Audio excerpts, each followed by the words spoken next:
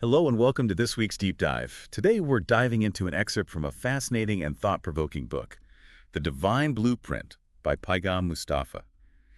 You know, it tackles a question that really made me stop and think, does the existence of evil actually point toward the existence of God? It's a really compelling question, and I think what's so intriguing is how Mustafa approaches it. He doesn't just jump into theological arguments, but instead he draws parallels to the order we see in the natural world and in human societies. It's like he's saying, look around, the evidence is right there in front of us. Okay, so how does he actually make that connection? I'm really curious. He starts with a really simple analogy, a watch. So think about it. If even a tiny part of a watch is out of place, Yeah. the whole thing just stops working correctly. I see where he's going with this. Everything needs to be in its proper place for the entire system to function right. Exactly. And this is where he introduces this Islamic concept of zulm, which basically means displacement or disharmony. And the opposite of zulm is Islam, which signifies harmony. So when things are in their right place, there's balance, there's peace. But when that order is disrupted, when we have zulm, that's when we see chaos and what we often perceive as evil.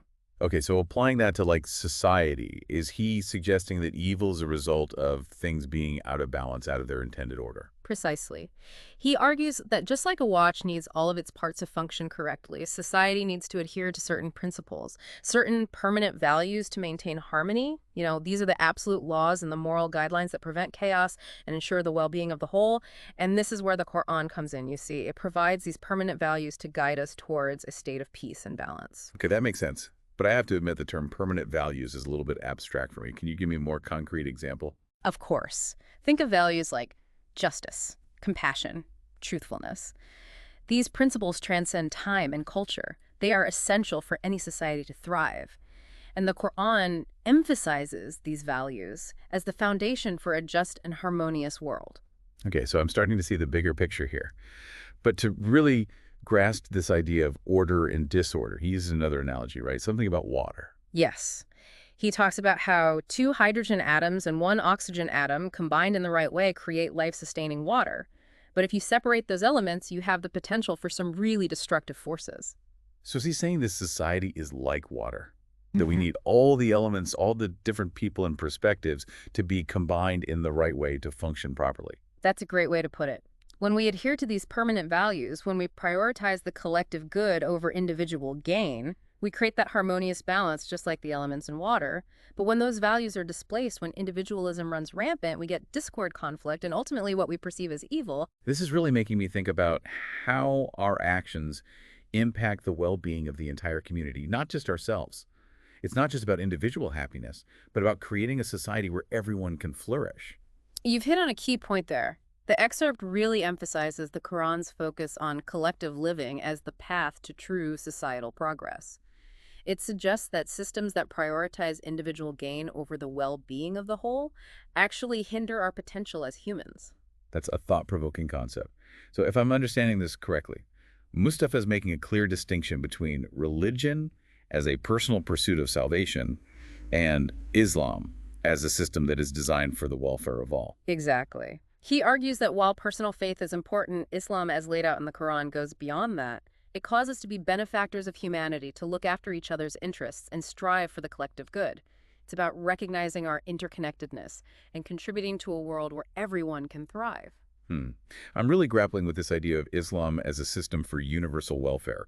It's a perspective I haven't encountered before. It is a powerful concept and one that has profound implications for how we approach our roles in society. Instead of focusing solely on our own happiness, we're encouraged to think about how our actions can benefit the whole, how we can contribute to a more just and harmonious world. And this whole idea of collective well-being, it really ties directly back to Mustafa's discussion of permanent values. He argues that to achieve true unity, we need to move beyond just superficial differences, like things like dress codes or rituals, and really focus on upholding those universal moral principles. So it's about recognizing our shared humanity, right? Those core values that connect us all. That's really powerful. Exactly. And he sees the Quran as the source of these core values: compassion, equality, peace, values that are just as relevant today as they were centuries ago. It's interesting because sometimes when people think about religion, they kind of think about it as something that's outdated. I know what you mean. But what I'm hearing is that these permanent values, as presented in the Quran, are actually a roadmap for navigating the challenges we face in the modern world. Absolutely. In a world that often feels very chaotic and divided, these values offer a framework for building a more just and harmonious society, a society that uplifts everyone. This has been incredibly insightful, but I do want to circle back to the initial question that really hooked me. Does evil prove the existence of God? This is where it gets really interesting for me. What does Mustafa have to say about this? He lays out a really fascinating logical argument. He starts with something I think we can all agree on, which is the undeniable existence of order in the universe. So you think about the laws of physics, the intricate balance of ecosystems, even the way our own bodies function. There's a clear design, a blueprint at play. It's hard to deny that there's some kind of intelligence behind it all. Exactly. And if we accept that there's this pre-existing order, then evil can be understood as a displacement of that order. It's a deviation from how things are meant to be, a disruption of the intended harmony. So the existence of evil actually points back to the existence of this original order.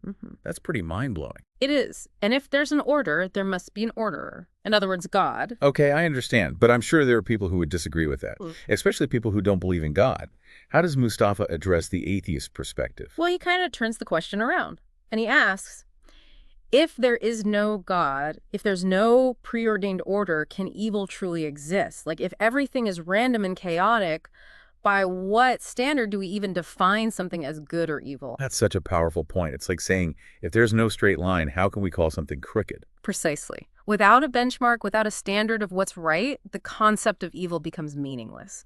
And Mustafa argues that this standard, this benchmark, ultimately points to the existence of a divine blueprint, a source of ultimate goodness and order. So according to this line of thinking, the existence of evil rather than disproving God actually strengthens the argument for a creator. Oh, wow. I never thought about it that way. It's a really thought-provoking perspective that challenges us to think differently about the world around us and our place within it. It's not just about a philosophical debate, but it can actually change the way we live. Absolutely. This whole conversation about order and displacement, Zulm and Islam, isn't just theoretical.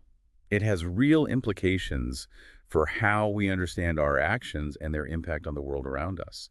This whole deep dive has really been a journey for me. It is fascinating, isn't it? I think it really speaks to the depth and complexity of Mustafa's work. He doesn't shy away from those big questions that I think a lot of us wrestle with, but instead he kind of invites us to engage with them, really engage with them in a thoughtful way. Yeah, and what I really appreciate is how he brings these complex philosophical concepts down to earth with these really tangible examples like the watch analogy or the elements of water. It really helps to make these ideas click for me. Absolutely. I think those analogies serve as these fantastic bridges between abstract ideas and our everyday experiences. Yeah, and I think our listeners are probably feeling that same sense of aha as we've been unpacking all of this together. So, for those who are really intrigued by this whole concept of Islam as a blueprint for a just and harmonious world, where would you say they should go from here? Well, I would highly recommend checking out Paigam Mustafa's book, The Divine Blueprint. It's a really engaging read that explores Islamic principles and their relevance to modern life, Perfect. And we'll be sure to include a link to that in the show notes. Any final thoughts for our listeners before we wrap up this deep dive? If we embrace this idea that evil is a displacement of order, as Mustafa suggests, it really begs the question, what can we do, both individually and collectively, to restore that order? How can we each play a part in creating a world that truly reflects those values of compassion, justice, and peace? I think those are questions really worth pondering. Absolutely. Those are powerful questions to leave us with. A huge thanks to you for guiding us through this thought-provoking material today. And to you, our listeners, thank you for joining us on this deep dive. We hope it sparked your curiosity and inspired you to explore these ideas further. If you are interested in Islam the way it is set out in the Quran, then read The Divine Blueprint, a book by Paigam Mustafa, who is also the author of the Quran New Millennium Exposition. Both books available from the Signet website.